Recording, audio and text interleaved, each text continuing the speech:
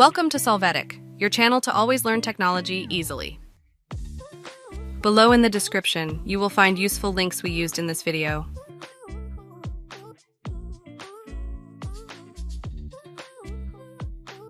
Today in Solvetic, we will see how to fix icons desktop black PDF.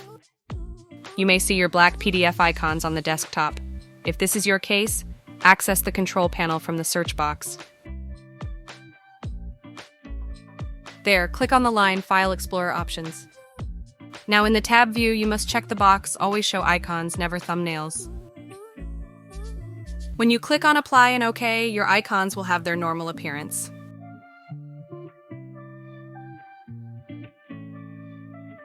Hey, remember to subscribe Solvetic channel.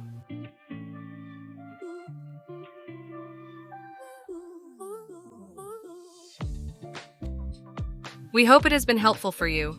Here are links to watch more videos of your interest and subscribe to the Solvetic channel. Thank you.